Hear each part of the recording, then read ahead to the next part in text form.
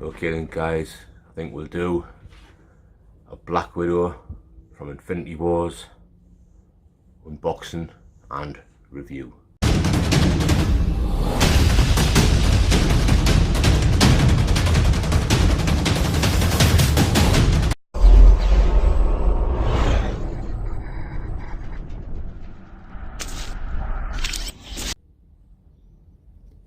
So then guys, this piece did come with the shipper box, which was great, but already, I mean, looking at this artwork on the front here, already it's like a beautiful piece of artwork on there. Like, I'm really like enjoying that one. It's really nice. Got the Infinity Gauntlet on the side, basically all your warnings on the back. Black Widow on the other side, Black Widow written on the top. Slip cover to reveal the innards, which will be a clamshell again, as they always are. So let's get this stuff out so you can see it properly, because I know the light won't be so hot. And here you'll be getting a lot of reflection. So let's get out the box and show you what we've got with this figure.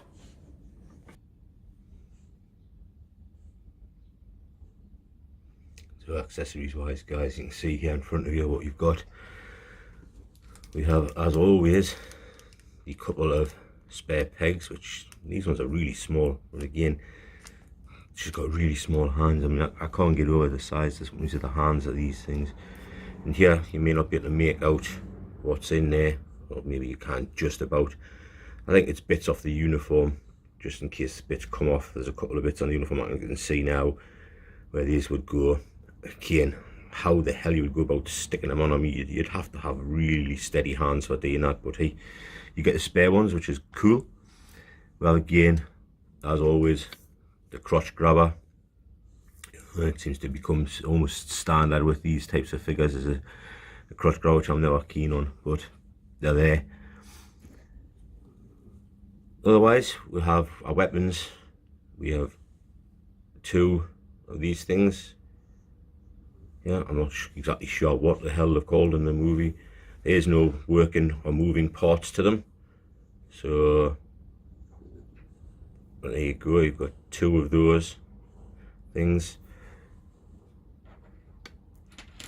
We have two of these little tiny things, which I have, again, no idea what they did. Because like I say, my memory isn't very good when it comes to stuff like this as to where they were used, and that. It's just, I just remember the films itself. I think that's pretty cool. Yeah, you get two of those as well. And then of course we've got the two battering sticks which are used in the movies. I do more recall these things being used, you know, which is cool. You've got two of them. And so you can dual wield, or you've actually got the one that is more like a single one.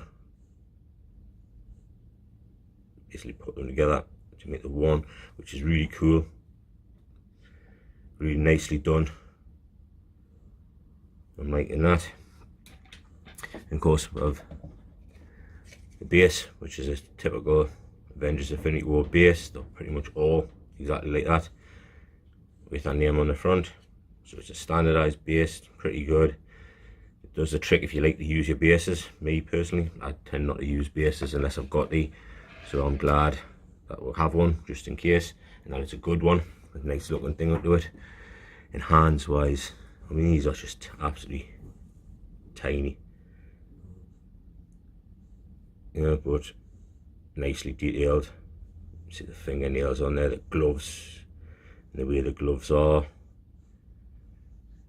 I think that is pretty damn good. You've got two sets of open hands.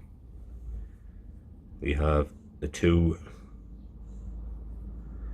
fisted style hands, which obviously I only have one of them in my hand, but you get two fisted style hands, and we get the two sort of gun, or I mean that one looks more like a gun holding style to it, even though she does not have guns as such in this one. I think she did in other movies. It still has that gun holding hand there, and also sort of the baton holding hand. Yeah, and of course she obviously has a couple of hands on her, but thankfully they do give you sort of, this is pretty much the same type of hands on each side. It's not uneven and not unmatched, so that's pretty damn good. I'm liking the way that is. But there you go guys, that's the accessories that comes with this one. Not loads, but the stuff that you need's there. So let's get on to the figure herself. And remembering guys that I did get her on the second hand market, so this is how she came when I got her. As you can see, she already has what looks like similar to the gun holding hand on the opposite one, and the baton holding hand, the opposite one, on these two sides. Uniform wise, looks absolutely beautiful. I really do think that looks great. Obviously things just need tweaking slightly just to make it look slightly better, so you can move the knee pads around to get them in the right place. Yeah, let's have a look at some forms of the articulation before we get onto the actual head sculpt and what have you. So what we do have is the double sort of bend in the elbow. You do have to watch slightly for that clothing there. She has a swivel in the bicep to be able to move it around a bit, and the swivel in the wrist. So on both sides, the same. You just need to manipulate the uniform slightly to make it look okay. Elbows do move, or should I say the shoulder joints do move as well as the elbows. Again, you've got to watch for nipping just in here of the uniform, which is always a sort of thing that you don't want to see, because then you've got a chance that you might end up sort of eventually breaking it down. Yeah, but it does have movement and motion. Yeah, so that's okay. Head wise, you have motion up and down a little bit. That's side to side, and obviously of course it will move completely all the way around. Leg wise, we have